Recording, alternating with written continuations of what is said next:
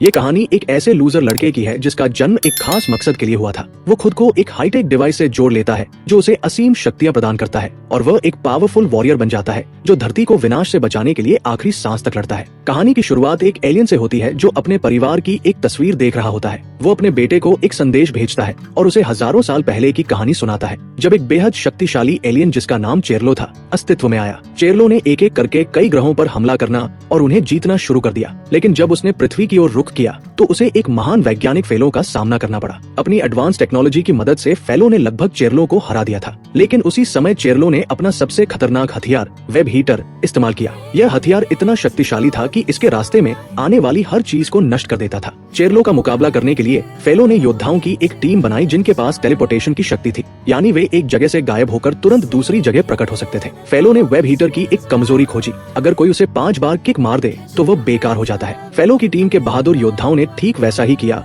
और युद्ध में चेरलो को हरा दिया। हारने के बाद चेरलो का स्पेसशिप चांद से टकरा गया, जिससे चांद कई टुकड़ों में टूट गया। इसके बाद चेरलो अपने जहाज के साथ सीधे पृथ्वी पर गिरा, जहां उसे पृथ्वी के केंद्र में हमेशा के लिए कैद कर दिया गया। लेकिन इस भयानक युद्ध के कारण पृथ्वी की जलवायु पूरी तरह बदल गई, बीमारियां फैलने लगी और बाढ़ और सूखे जैसी आपदाएं आने लगी। इंसानों की हालत देखकर पूरे ब्रह्मांड को नियंत्रित करने वाली गैलेक्टिक काउंसिल ने अन्य उन्नत ग्रहों से लोगों को पृथ्वी की मदद के लिए भेजा। इस घटना के कई साल बाद पृथ्वी पर 3 ऐसे बच्चों का जन्म हुआ जिनमें टेलीपोर्टेशन की शक्ति थी। एलियन अपने बेटे से कहता है कि समय के साथ चेरलो की शक्तियां अब खत्म हो रही हैं। जैसे ही चेरलो पूरी तरह खत्म हो जाएगा, वो अपने बेटे के पास वापस आ जाएगा, क्योंकि अभी वो ब्रह्मांड के सबसे खतरनाक कैदी का पहरेदार है। अगले दृश्य में हम एंटनी नाम के एक लड़के को देखते हैं जो पानी की लाइन में अपनी बारी का इंतजार कर रहा है। वो अपने ख्यालों में खोया हुआ है। अचानक वेलाया नाम की एक छिपी हुई एलियन उस पर एक खंभा गिराकर उसे मारने की कोशिश करती है। एंटनी किसी तरह खुद को बचा लेता है। असल में वेलाया चेरलो की बेटी है। चेरलो पृथ्वी की जेल से भागने के लिए एक बायोलॉजिकल हथियार बना रहा है, जिसके लिए उसे कुछ खास इंसानों के प्रोटोजोन मटेरियल की जरूरत है और एंटनी उन्हीं में से एक है। चेरलो अपनी बेटी वेलाया से कहता है कि उसके पास अब सिर्फ 2 वेब हीटर बचे हैं। अगर वे खत्म हो गए तो वह भी खत्म हो जाएगा, इसलिए देर होने से पहले उसे उस इंसान से प्रोटोजोन लाना होगा। अगले दृश्य में एक विशाल स्टेडियम दिखाया जाता है जहाँ एक अनोखा खेल हो रहा है। दरअसल फेलो ने चेरलो के जहाज के ठीक ऊपर ये स्टेडियम बनाया था और वेब हीटर को किक मारने को एक खेल में बदल दिया था। जब भी चेरलो भागने के लिए वेब हीटर भेजता, खिलाड़ी उसे किक मारकर निष्क्रिय कर देते। इस तरह धीरे धीरे चेरलो की शक्ति कम होती जा रही थी। ये खेल इतना लोकप्रिय हो गया था कि लोग अपना काम छोड़कर इसे देखने लगे थे। दूसरी तरफ एंटनी एक दुकान पर नौकरी मांगने जाता है, लेकिन दुकानदार मैच देखने में इतना व्यस्त होता है कि उसे भगा देता है। एंटनी इस खेल से नफरत करता है और इसी वजह से उसका दुकानदार से झगड़ा हो जाता है। अगले दृश्य में कॉस्मोबॉल गैलेक्टिक लीग दिखाई जाती है, जहाँ 2 टीमें आमने सामने हैं। एक तरफ पृथ्वी के बहादुर खिलाड़ी हैं और दूसरी तरफ दूसरे ग्रहों के खतरनाक एलियन। मैच अपने चरम पर है और रोमांच चरम सीमा पर पहुंच चुका है। मानव टीम जीत के बहुत करीब होती है। तभी एक एलियन खिलाड़ी अद्भुत फुर्ती दिखाते हुए कॉस्मोबॉल को इतनी ताकत से किक मारता है कि एलियन टीम जीत जाती है। इंसानों को करारी हार मिलती है। ये खेल इतना लोकप्रिय हो चुका है कि पूरी दुनिया के लोग सांस रोककर इसे देख रहे हैं। इसी बीच पृथ्वी के अंदर गहराई में चेरलो अपनी आखिरी कोशिश कर रहा है। वह एक नया वेब हीटर बना रहा होता है, लेकिन तभी गार्ड एलियंस अपनी विशाल मशीनों से उसे पकड़ लेते हैं। हर बार की तरह उसे स्टेडियम भेजने की तैयारी होती है ताकि उसे निष्क्रिय किया जा सके, लेकिन इससे पहले कि गार्ड उसे भेज पाते, चेरलो वेब हीटर की शक्ति से मशीनों को नष्ट कर देता है और सभी गार्ड्स को मार देता है। वो अपनी कैद से निकलने ही वाला होता है, तभी एक घायल गार्ड हिम्मत दिखाता है और वेब हीटर को कंट्रोल करके स्टेडियम की ओर लॉन्च कर देता है। वह तुरंत फेलो को सूचना देता है, जो पहले से ही स्टेडियम में मौजूद होता है। अगले ही पल वेब हीटर मैदान के बीच में गिरता है और एक नई जंग शुरू हो जाती है। दोनों टीमें पूरी ताकत से उसे किक मारकर निष्क्रिय करने की कोशिश करती है। इस जबरदस्त संघर्ष के बीच पृथ्वी की खिलाड़ी नताशा एक शानदार शॉट मारती है और वेब हीटर को निष्क्रिय कर देती है। इस जीत के साथ पृथ्वी पहली बार फाइनल में पहुंचती है। हार के बाद वेब हीटर एक अंधेरे गड्ढे में गिर जाता है, जहां पहले से कई पुराने वेब हीटर पड़े होते हैं। ये देखकर चेरलो गुस्से से भर जाता है, क्योंकि अब उसके पास सिर्फ एक आखिरी वेब हीटर बचा है। दूसरी तरफ पूरी दुनिया जीत का जश्न मना रही है,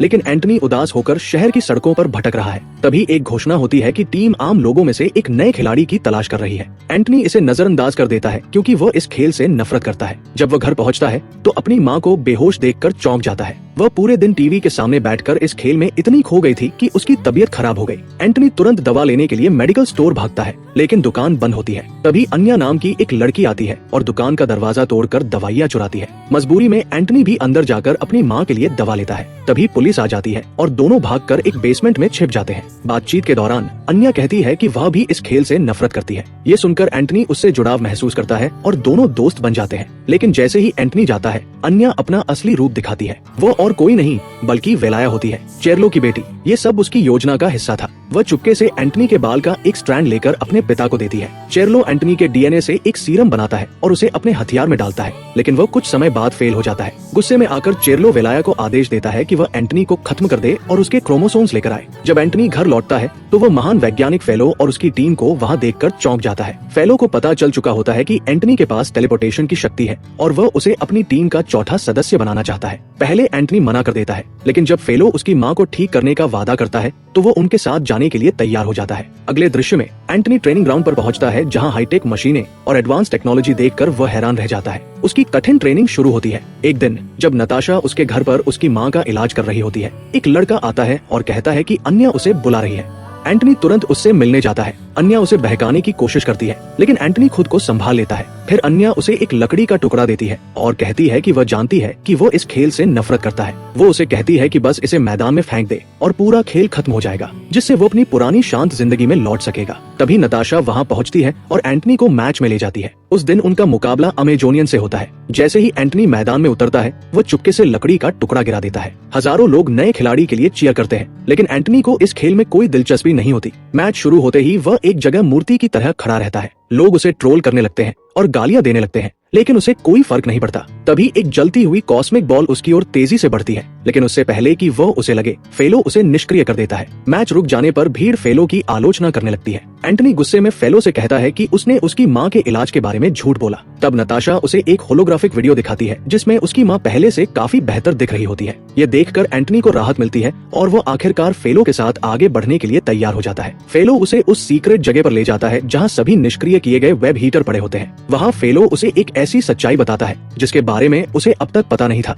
वह एंटनी को बताता है कि जिसे वह एक साधारण गेंद समझता था, वो दरअसल एक विनाशकारी हथियार है जिसमें अपार ऊर्जा भरी हुई है। वो उसे एक वीडियो क्लिप दिखाता है जिसमें एक अकेला वेब हीटर विशाल मशीनों को खिलौनों की तरह नष्ट कर देता है और गार्ड्स को मार देता है। ये देखकर एंटनी डर जाता है। तब फेलो उसे इतिहास बताता है कि कैसे चेरनो नाम का एक वैज्ञानिक अपनी लालच और जुनून की वजह से लाखों लोगों का हत्यारा बन गया। उसने अपनी मशीनों को चलाने के लिए ग्रहों से ऊर्जा निकालना शुरू कर दिया, जिससे कई दुनियाओं का विनाश हो गया। हजारों साल पहले एक महान युद्ध के दौरान चेरनो का जहाज पृथ्वी के केंद्र में गिर गया, जहां उसे कैद कर दिया गया। आखिरकार फेलो सच बताता है कि ये स्टेडियम उसी जेल के ठीक ऊपर बना हुआ है। जब भी चेरनो भागने की कोशिश करता है, उनकी मशीनें उसके वेब हीटर को इस मैदान में भेज देती है ताकि एंटनी जैसे खिलाड़ी उन्हें 5 बार किक मारकर रोक सके। ये कोई खेल नहीं है, ये दुनिया को बचाने की लड़ाई है। ये सुनकर एंटनी हैरान हो जाता है और फेलो से पूछता है कि अगर चेरनो इतना विनाश कर रहा है तो वे उसे मार क्यों नहीं देते। फेलो एक कड़वा सच बताता है, वे उसे मार नहीं सकते क्योंकि अगर चेरनो का जहाज फट गया तो पृथ्वी खुद 2 टुकड़ों में बंट जाएगी। उसी समय फेलो को एक इमरजेंसी अलर्ट मिलता है।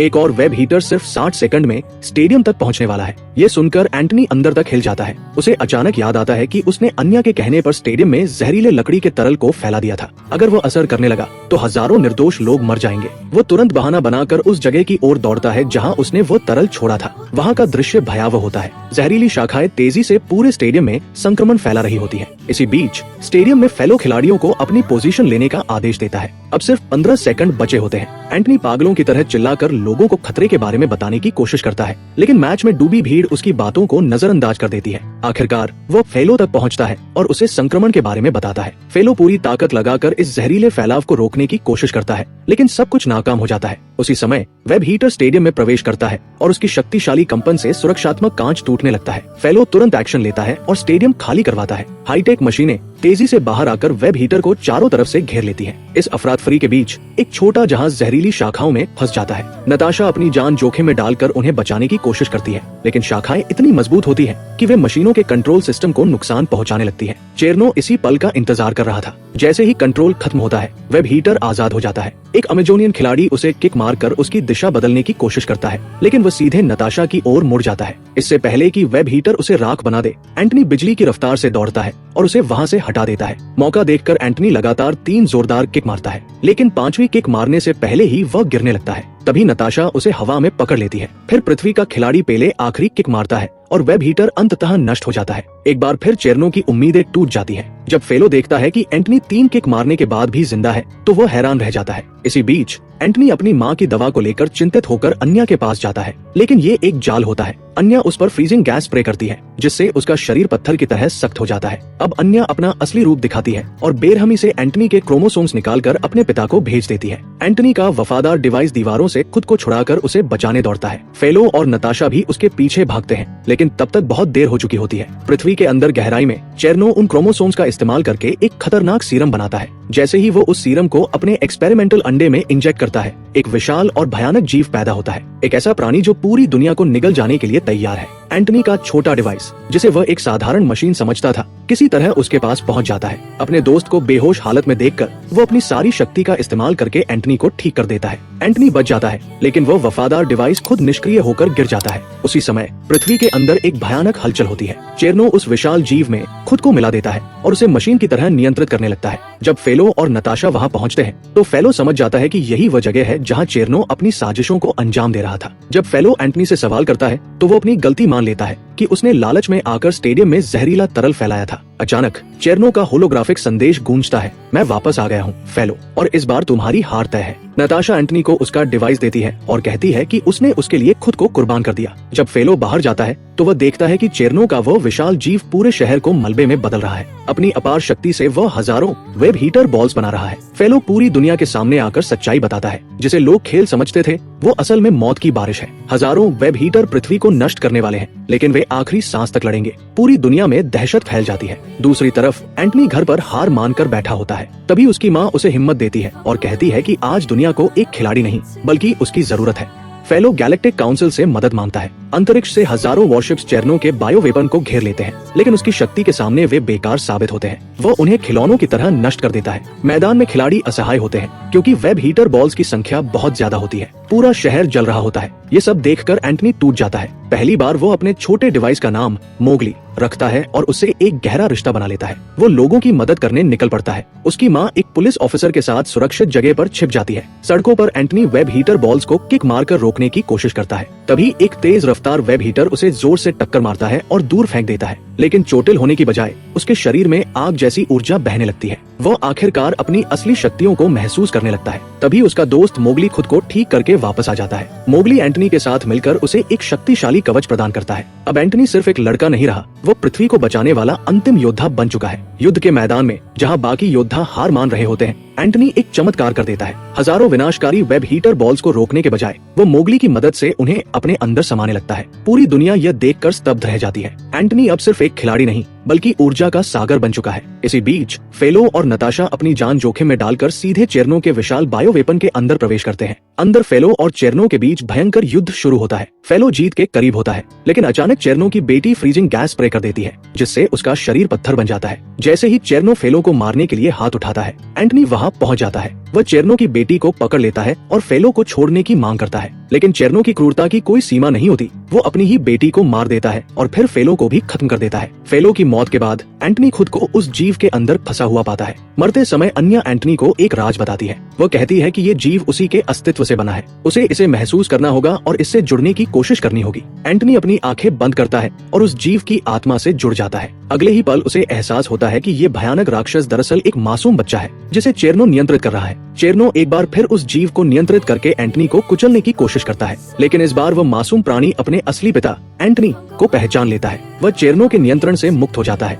और उसे अंदर से ही जला देता है। चेरनो की मौत के साथ ही शहर की ओर बढ़ रहे सभी वेब हीटर बॉल्स तुरंत निष्क्रिय होकर गिर जाते हैं। विनाश का अंत हो जाता है और दुनिया पूरी तरह बर्बाद होने से बच जाती है। युद्ध के बाद दुनिया बदल चुकी होती है। नताशा को पृथ्वी काउंसिल का नया प्रमुख चुना जाता है। एंटनी अपनी शक्तियों और उस बायो क्रिएचर की मदद से चांद के टूटे हुए टुकड़ों को फिर से जोड़ देता है। कहानी के अंत में एंटनी अपनी माँ नताशा और अपने अनोखे दोस्त के साथ एक खुशहाल जिंदगी शुरू करता है। अब पृथ्वी सुरक्षित है और उसका रक्षक आखिरकार अपने असली मकसद को पा चुका है।